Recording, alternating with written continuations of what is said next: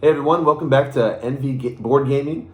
Today we're going to be reviewing and overviewing Thunder and Lightning, a two-player only game by Richard Borg, published by Z-Man Games.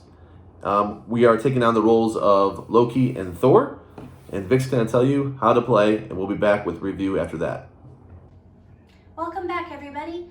I'm going to go over the rules and the gameplay for Thunder and Lightning, a two-player only game where you are competing as either Loki or Thor, trying to get the ring or the crown from your opponent. To start the game, players will sit opposite of one another and be dealt 9 cards privately from their deck of 50 cards. Looking at the cards, you'll notice that there are strength values on some of them with the number indicated at the top. Other cards have abilities such as this Seer, which are described in the bottom of the card what you can do with the card. To start the game, players will take 3 cards from their hand and place that face down on the battlefield. To start the game, you will have 3 actions available to you. But if you were to lose any of your columns through a challenge or an opponent's special ability card, then you would be reduced down to as many actions as you have columns. Player actions are drawing a card. There is no hand limit, so you can continue drawing cards in your hand for all 3 of your first actions, or you can play another card on the battlefield behind a previously placed card for up to 4 cards per column per player, for a maximum of 12 cards on each side of the table.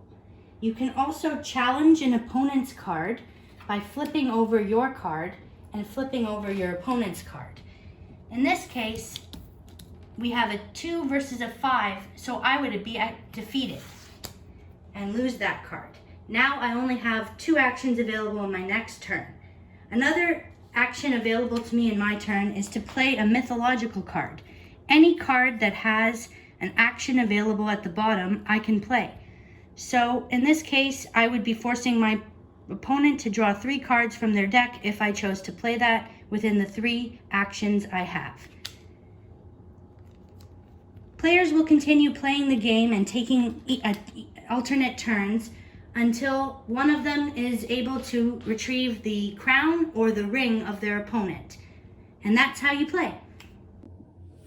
All right, we're back with our review of Thunder and Lightning. I am going to score this one is 7.2.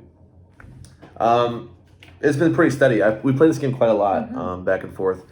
It is a very solid 2-player game. Let's see, I'm going to go over some pros. I'm going to say pros, artwork. Artwork is great. I'm holding some of these backwards. If you look at these, they're all pretty phenomenal artwork. Beautiful. For a little card game. And when I say little card game, there's actually some meat to the bones here. There's some interesting decisions. Like you might only get one of these cards. For instance, remove opponent's card from the battlefield. You might want to save that for something that would really cripple their defenses of your opponent. There's different things, and you can recover. It's knowing what cards you want to save for the right opportunity. It's knowing where to place things and where to maybe get the suspicion away from a certain column, because you don't want them to get your crown or your ring. So it's really knowing your opponent. It's knowing, okay, why would they place something here? Where can I put my archer if I think that's a shield wall? There's different really good decisions in the game.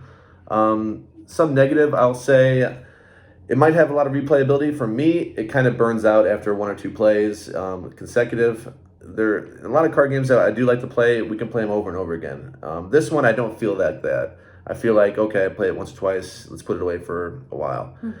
Another negative, I'll say, to start the game, it's kind of finicky that you have to draw 9 cards and then hope that none of them are the ring. If they're the ring or the crown, you have to reshuffle, draw 9 again, hope that it isn't the ring or whatever.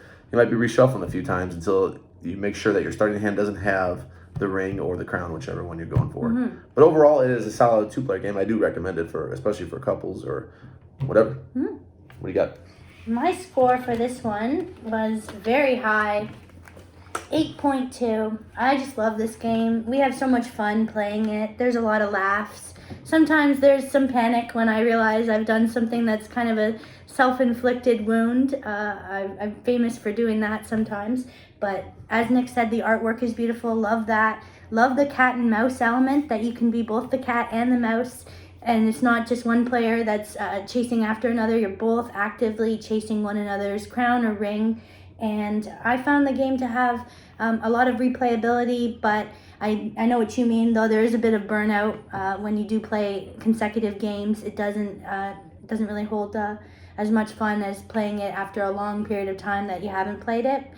But I'm always enjoying it, and I think that the game is great for 2 players, for couples. Sorry, it's a 2-player game, so you can only play with 2 players, and I would highly recommend you get it. If you have someone that you play games with on the regular, then this is a perfect game to add to your collection. What are some of your favorite 2-player games? Let us know in the comment section below. If you haven't already subscribed, please make sure you click the subscribe button, and we'll see you next time. See ya. Bye.